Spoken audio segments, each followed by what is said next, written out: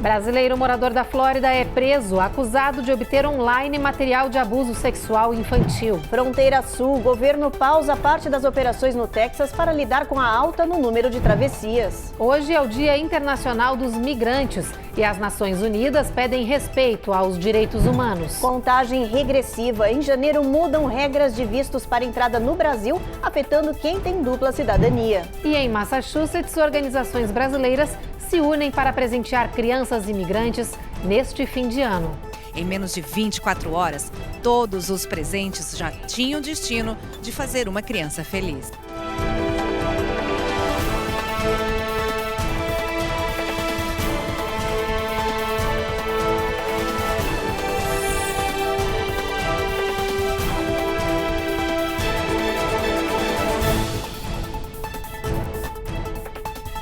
Olá, boa noite. Muito boa noite.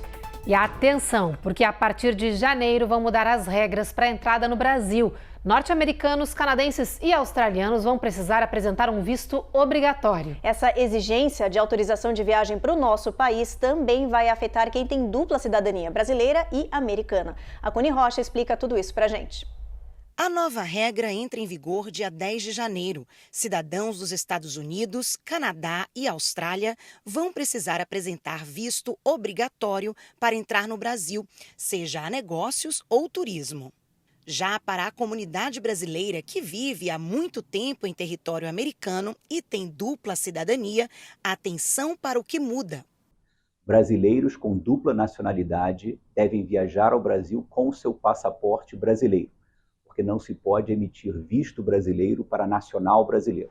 Essa nova exigência de visto foi anunciada pelo governo do Brasil no início de 2023, em reciprocidade aos países que exigem vistos de turismo dos cidadãos do nosso país. A boa notícia é que os americanos, canadenses e australianos não vão precisar ir até o consulado do Brasil e passar pelo processo burocrático.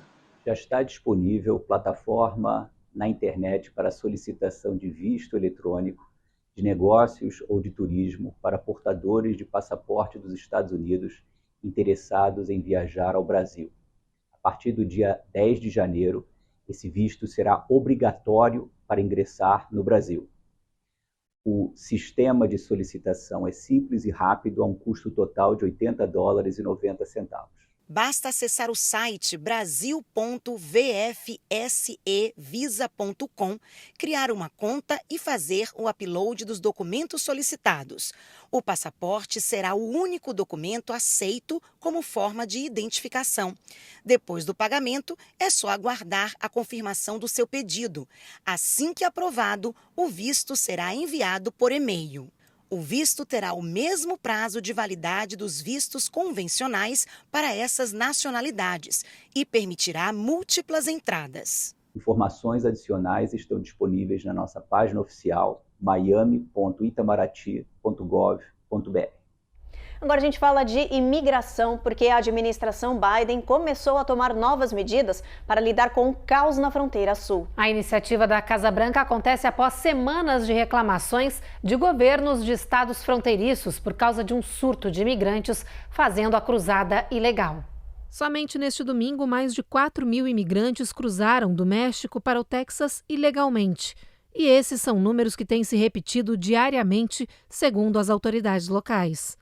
Para especialistas em segurança de fronteira, juntando esses dados de travessia com os de outros estados fronteiriços, como Novo México, Arizona e Califórnia, pode-se afirmar que hoje o país vive um dos maiores surtos de indocumentados chegando pela fronteira sul. Diante do caos, um funcionário da segurança interna do governo Biden disse que os recursos federais para a imigração estão se esgotando.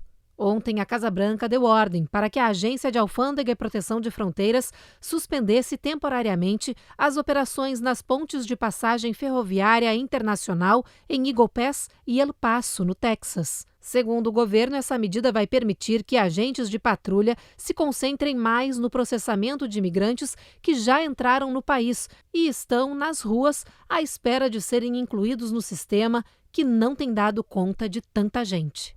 No Arizona, a Guarda Nacional vai ser enviada para a cidade de Luckville, que faz fronteira com o México. A medida é para aumentar a fiscalização e tentar conter aí o alto número de imigrantes na região.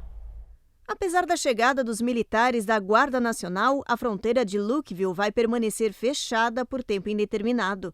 A expectativa é que, com esse reforço, os portões que separam o México dos Estados Unidos voltem a se abrir em pouco tempo. O local é o mais movimentado do estado em comércio e turismo. O envio do reforço militar foi feito pela governadora Katie Hobbs. Ela disse que emitiu a ordem executiva para ajudar a região, que está sobrecarregada com um alto número de imigrantes, e voltou a culpar o governo federal pela falta de ajuda. E a polícia de Chicago anunciou que está investigando a morte de uma criança em um abrigo para imigrantes. As autoridades dizem que Jean Carlos Martinez, de 5 anos, começou a se sentir doente no domingo. No mesmo dia, ele foi levado ao hospital, onde mais tarde foi declarado morto. A criança estava vivendo em um dos abrigos em Chicago com a família. Esse abrigo temporário fica localizado dentro de um armazém que hoje abriga cerca de 1.000 pessoas de nacionalidades diversas que chegaram aos Estados Unidos pela fronteira sul pedindo asilo. Ainda não há informações sobre a origem dessa criança ou detalhes sobre o que teria causado a morte. A polícia disse apenas que o óbito não parece ser criminal, mas mesmo assim esse caso segue sob investigação. Depois do intervalo, o brasileiro da Flórida é preso, acusado de possuir centenas de materiais de abuso sexual infantil. E tem reportagem sobre a crise de habitação, porque os Estados Unidos bateram o maior recorde em número de pessoas em situação de rua.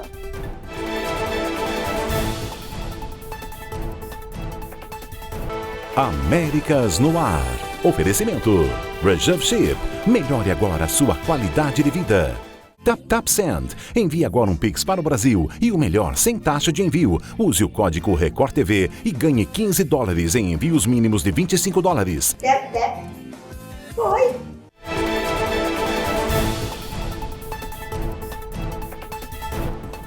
Um brasileiro de 67 anos foi preso no estado da Flórida, acusado de possuir material de abuso sexual infantil. Agora, sob custódia da polícia e já em um presídio estadual sem direito à fiança, ele vai responder por 10 acusações criminais. Cacildo Fernando Camargo morava em Fort Myers, no sudoeste da Flórida. Ele foi preso em casa sem resistir durante uma operação de mandado de busca e prisão contra ele na última semana. Segundo o xerife do condado de Lee, as investigações contra esse brasileiro começaram quando agentes descobriram que centenas de arquivos contendo material pornográfico infantil haviam sido baixados da internet por um único servidor. Ainda não há previsão de quando será o julgamento de Cacildo, que está na penitenciária de Lee. Segundo os registros policiais, desde 2019, esse brasileiro é proprietário de uma empresa de pisos e revestimentos na região. Um novo levantamento do FBI apontou que, apesar da percepção da população de maior criminalidade nos Estados Unidos, o índice de crimes violentos no país caiu 8%, em comparação com o mesmo período do ano passado. Os dados do FBI são do último trimestre de 2023 e apontam que houve uma queda significativa em diferentes tipos de crimes no país. Os ataques violentos caíram 8%, enquanto os crimes contra o patrimônio despencaram 6,3%, atingindo uma baixa histórica dos últimos 60 anos. Os assassinatos registraram também um declínio de 12,7%. Detroit, por exemplo, está a caminho de ter o menor nível de assassinatos desde 1966. O mesmo vem acontecendo em outras partes do país. Apesar dos dados, uma pesquisa da Gallup apontou que 77% da população se sente menos segura e acreditando que a criminalidade no país aumentou. Os especialistas atribuíram isso aos meios de comunicação e redes sociais, que passaram a divulgar mais histórias de criminalidade. Um novo relatório do Departamento de Habitação e Desenvolvimento Urbano aqui dos Estados Unidos revelou uma péssima notícia. O país bateu um novo e preocupante recorde em número de pessoas desabrigadas que hoje vivem nas ruas. De acordo com o relatório anual de avaliação de desabrigados, neste ano de 2023, mais de 650 mil pessoas do país viveram em situação de rua ao mesmo tempo. O pico desse registro foi no mês de janeiro. Os números são preocupantes e mostram um aumento de 12% na quantidade de pessoas desabrigadas nos Estados Unidos em relação ao ano passado. Além disso, os dados marcam um triste recorde, que coloca 2023 como o ano com o maior número de pessoas vivendo em situação de rua. O O Departamento de Habitação e Desenvolvimento Urbano também tentou mapear essa população que não tem moradia e descobriu que as famílias com crianças representam quase 30% dos desabrigados do país, o que é um aumento de 16% em relação ao ano anterior. Em uma declaração, a secretária de Habitação dos Estados Unidos disse que a crise do sem-abrigo é solucionável e que esse problema não deveria existir no país. Mas ela não apontou quais seriam as possíveis soluções ou ações do governo para resolver essa realidade desesperadora. Essa estatística preocupa porque ela escancara uma série de outros problemas sociais, econômicos e estruturais que afetam uma sociedade. Quanto mais esse número cresce, mais aumenta a desigualdade social do país. São mais pessoas sem emprego estável, são mais pessoas com a saúde mental afetada. A situação é urgente. A complexidade desse problema pede que todas as soluções desenvolvidas para esse público passem por um olhar multi e interdisciplinar. Esse aumento significativo é um indicador preocupante. É um indicador de que nós estamos falhando em garantir os direitos básicos. Hoje é preciso agir não só para superar a situação de rua, mas atacar as causas desse problema e evitar que outras pessoas cheguem a essa condição.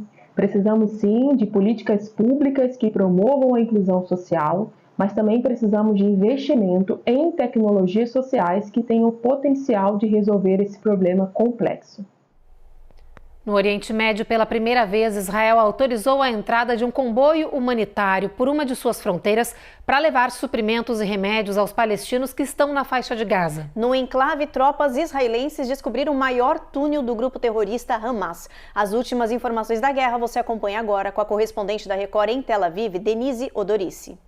O exército de Israel diz que derrotou as forças do Hamas em Beit Hanun, no norte de Gaza, e dominou os locais usados como base pelos terroristas, incluindo escolas e edifícios públicos. Perto dali, em Jabalia, os combates também foram intensos nas últimas horas. Segundo as autoridades de saúde de Gaza, mais de 100 pessoas morreram.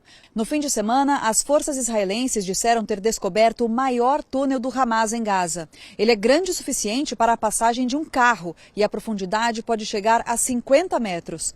Em Tel Aviv, o primeiro-ministro Benjamin Netanyahu recebeu o secretário de Defesa dos Estados Unidos. O ministro da Defesa israelense, Yoav Gallant, também participou da reunião. Nesta segunda-feira, mais 2 empresas de transporte marítimo reduziram ou suspenderam as operações no Mar Vermelho por causa dos ataques da milícia rebelde do Iêmen contra navios de carga. Os anúncios mais recentes foram o da taiwanesa Evergreen e o da British Petroleum, do Reino Unido. O grupo Houthi, que é apoiado pelo Irã, tem lançado bombas principalmente contra embarcações comerciais com destino a Israel. De Tel Aviv, Denise Odorici para o jornal Américas no Ar. Depois do intervalo, ONU pede respeito aos direitos humanos no Dia Internacional dos Migrantes. E tem reportagem sobre a importância de cuidar do nosso maior órgão no mês de prevenção ao câncer de pele.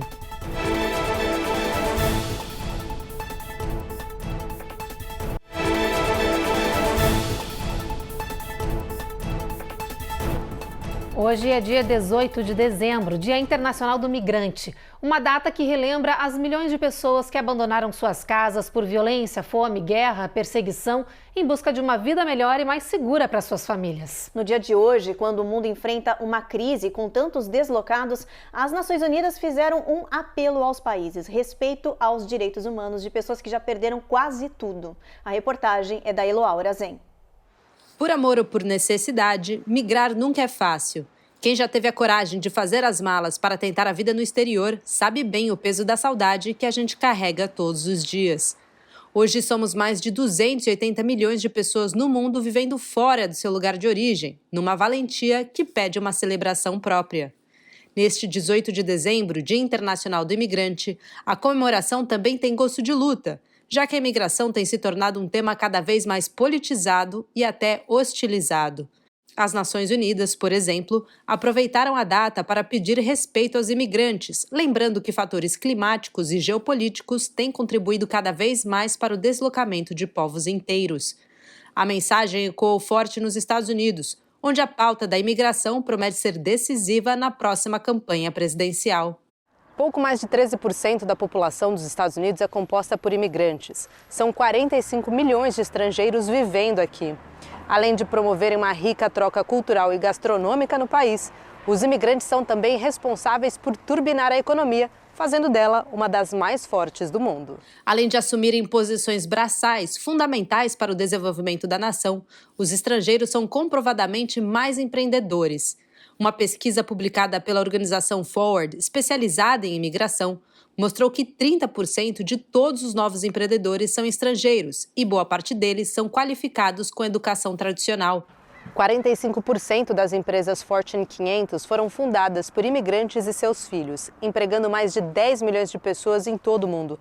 43% dos imigrantes recém-chegados têm ensino superior completo, contra 29% dos americanos nativos. Mais da metade dos diplomas de ciências, tecnologia, matemática e engenharia concedidos pelas universidades dos Estados Unidos vão para estudantes internacionais.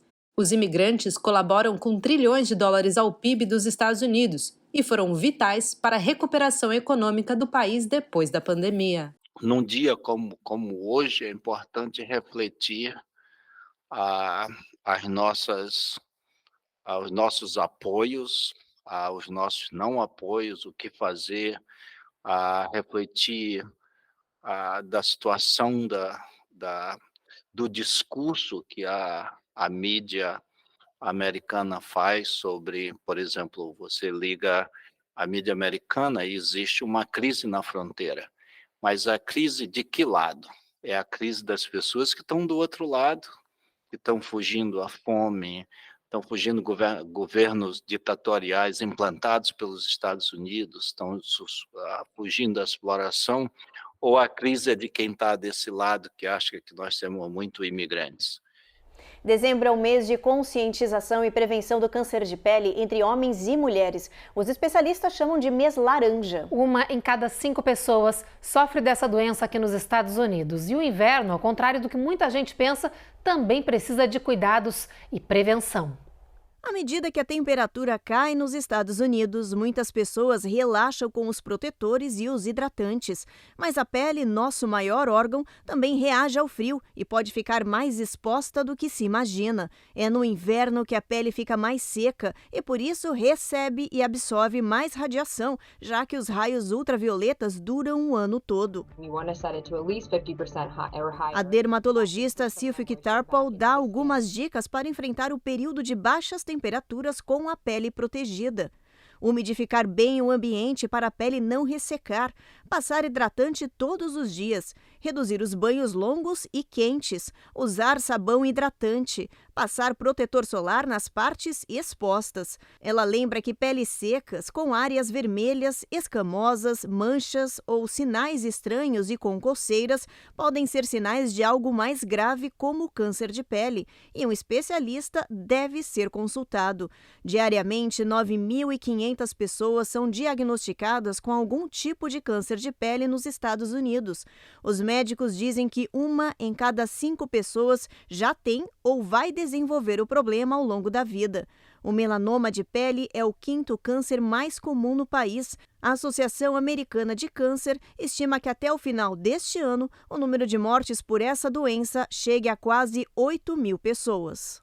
E olha só que boa notícia, uma vacina experimental contra o câncer de pele está mostrando benefícios no combate ao melanoma em testes que começaram há 3 anos com pessoas diagnosticadas com essa doença. Pois é, olha, os voluntários que receberam essa vacina da Moderna junto com a imunoterapia da Merck tiveram uma diminuição de 50% nas chances de ter a doença mais uma vez ou por morrer por ela. O CEO da Moderna disse que a empresa está se preparando para que a terapia seja aprovada em 2025 e que uma nova fábrica para produzir as doses já está em fase de criação. Mesmo assim, até lá há um longo caminho pela frente. Segundo a CEO da Moderna, é preciso aprimorar a dose, porque cerca de 1/4 dos participantes desse estudo relataram eventos adversos graves relacionados ao tratamento. A pesquisa também precisa ainda ser revisada por pares e publicada em uma revista científica profissional. Mas apesar do estudo ainda estar em andamento, os resultados apresentados até agora estão sendo muito comemorados. De acordo com a Sociedade Norte-Americana do Câncer, o melanoma é responsável por cerca de 1% de todos os cânceres de pele no país, mas é o que causa a maioria das mortes. No próximo bloco tem os detalhes sobre a tempestade que atingiu a Flórida no final de semana e segue rumo ao Nordeste. E tem reportagem sobre uma linda ação em Massachusetts, onde organizações brasileiras se uniram para presentear crianças imigrantes neste fim de ano.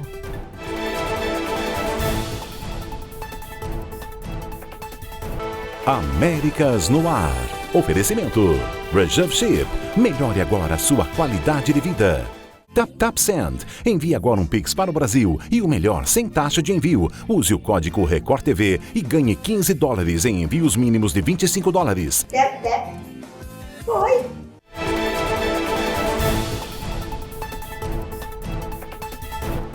Estamos de volta e para te mostrar imagens incríveis. É que a NASA divulgou cenas da explosão solar mais poderosa em 6 anos. O flash de fogo aconteceu ao meio-dia de quinta-feira e causou leves interferências de ondas de rádio na Terra por um curto tempo. O fenômeno solar, conhecido como ejeção de massa coronal, foi capturado por uma nave espacial que monitora a atividade do Sol desde 2010. O Centro de Previsão do Tempo Espacial da Administração Oceânica e Atmosférica Nacional chamou esse ocorrido de um evento incrível. É que a última vez que uma tempestade solar tão forte como essa foi registrada foi em 2017. E mais de 40 milhões de pessoas estão em alerta em boa parte da costa leste por causa de uma poderosa tempestade que pode provocar chuva, inundação, ventania e tornados nessas regiões. Os ventos intensos e perigosos que passaram pela Flórida no final de semana já estão atingindo New York e New Jersey nesta segunda. Os detalhes com a Carolina Camargo. New York amanheceu debaixo de um céu cinza e nublado, com ventos de mais de 60 milhas por hora e chuva torrencial. O prefeito da cidade emitiu um alerta para a população de que a tempestade de vento e chuva iria ficar ainda mais forte e perigosa. Apesar do alto número de turistas na Big Apple, a ordem é evitar sair de casa, já que o mau tempo vai seguir intenso até amanhã. Durante todo o dia de ontem e hoje tiveram registros de cortes de luz, quedas de árvores, inundações, fechamentos de estradas e de pontes até New England.